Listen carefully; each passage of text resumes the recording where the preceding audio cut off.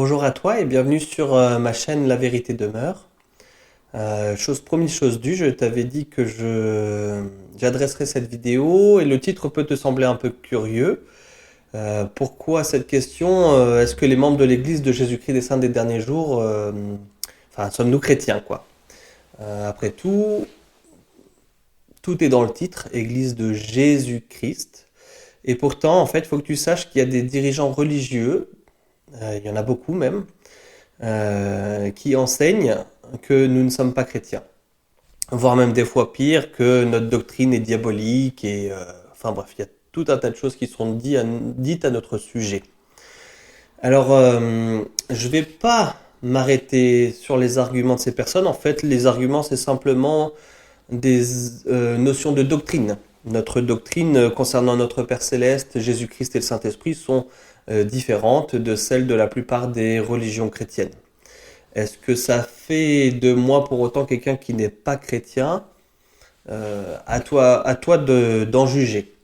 Pour ma part, je me moque pas mal des opinions des autres personnes, mais c'est ma responsabilité que de te donner des informations qui sont correctes au sujet de l'Église de Jésus-Christ des Saints des derniers jours. Alors, au final, il n'y a qu'une opinion qui compte. En fait, la seule opinion qui m'intéresse pour savoir si je suis chrétien ou si je ne le suis pas, ben, c'est celle de Jésus-Christ. En fait, ce que peuvent dire les autres n'a aucune importance. Et il n'y a aussi qu'une seule définition de chrétien qui m'intéresse, c'est le chrétien, ce qu'on définit par chrétien, c'est la personne qui est disciple de Jésus-Christ et qui suit ses enseignements. Et voilà la seule définition de chrétien qui m'intéresse et que je voudrais défendre ici devant toi aujourd'hui. Je vais simplement commencer par te lire une petite citation de C.S. Lewis. Si tu ne connais pas C.S. Lewis, c'est celui qui a écrit Le Monde de Narnia, donc peut-être que tu connais déjà ces histoires-là.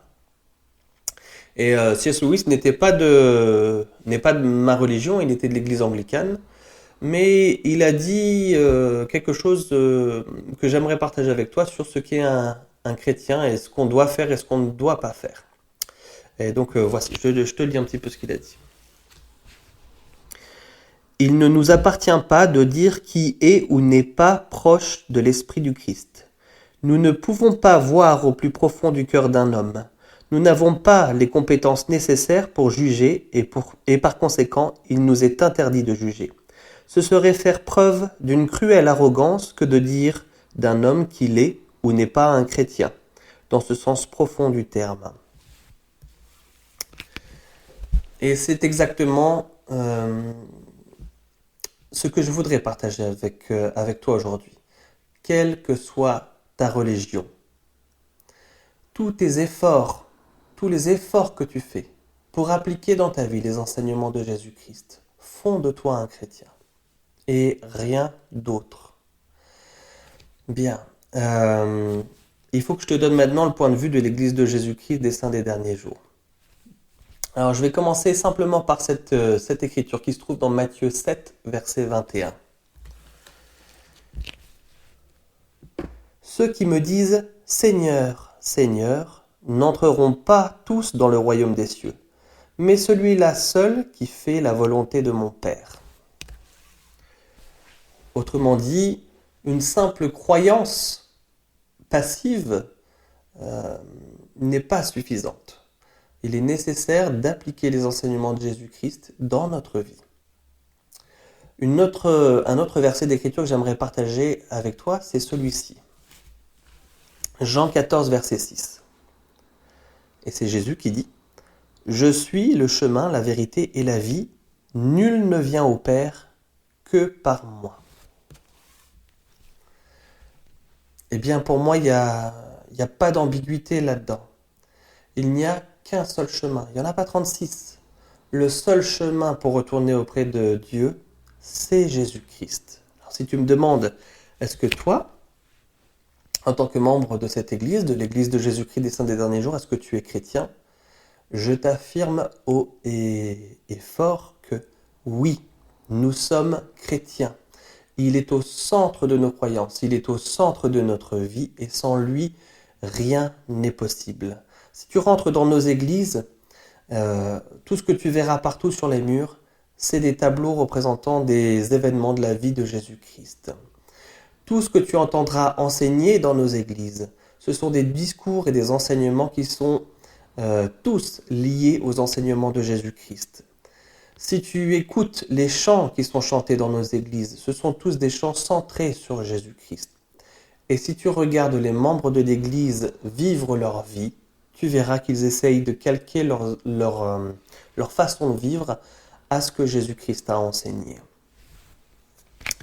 En fait, pour te donner une petite idée, je t'ai dit que l'Église de Jésus-Christ des Saints des Derniers Jours, il y avait Jésus-Christ dans le titre, mais ce n'est pas tout. Je t'ai parlé également d'autres livres d'Écriture.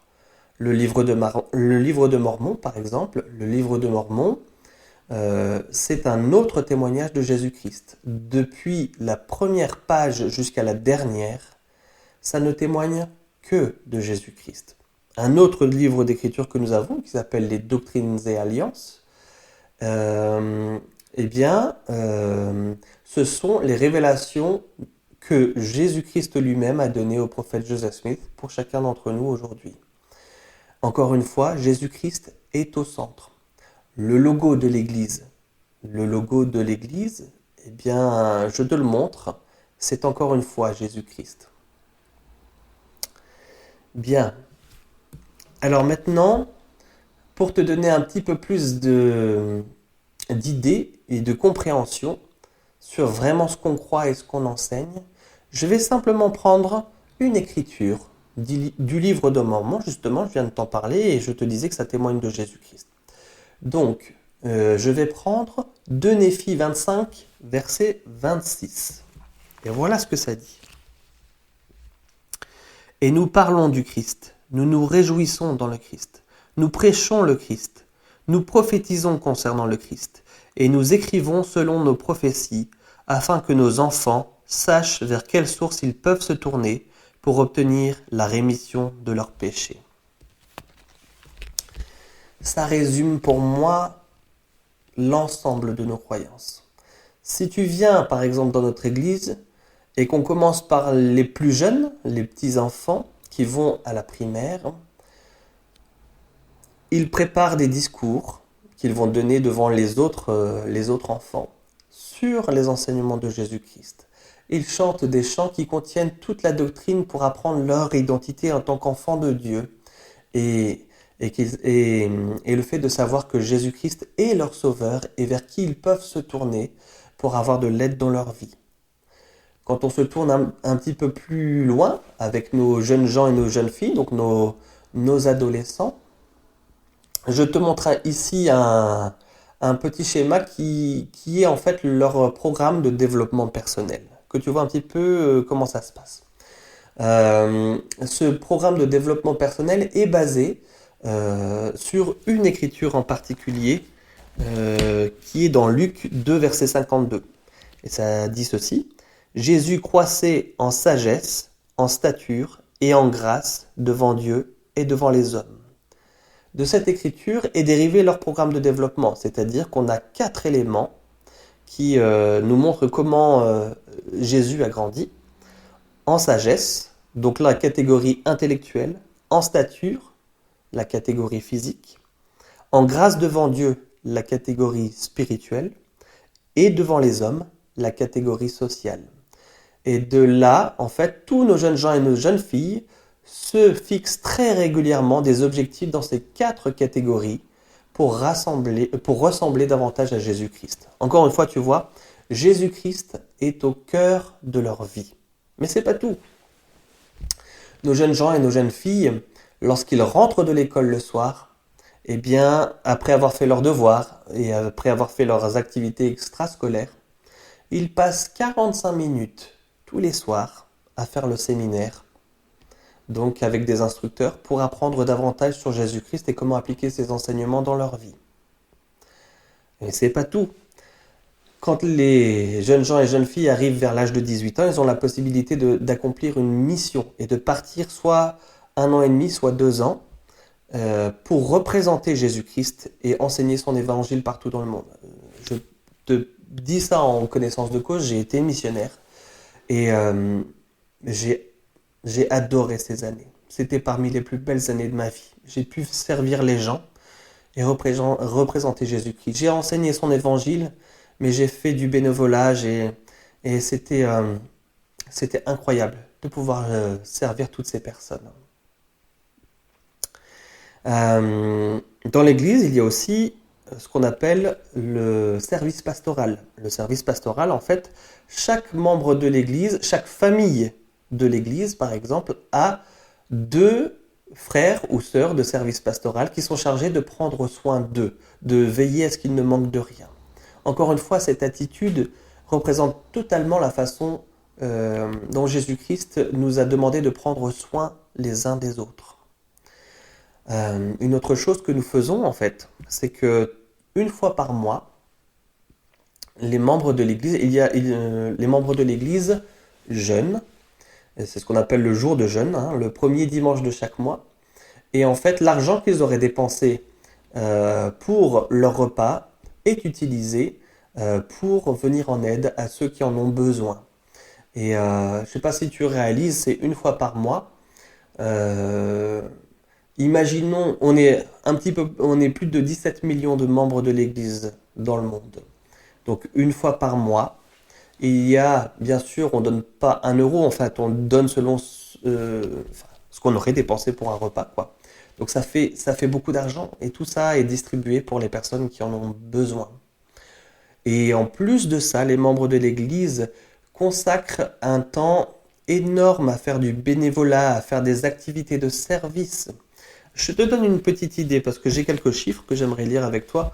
Euh, Ça, c'était en 2021. Alors, j'ai retrouvé ces chiffres-là. Évidemment, chaque année, il y a des choses qui sont faites.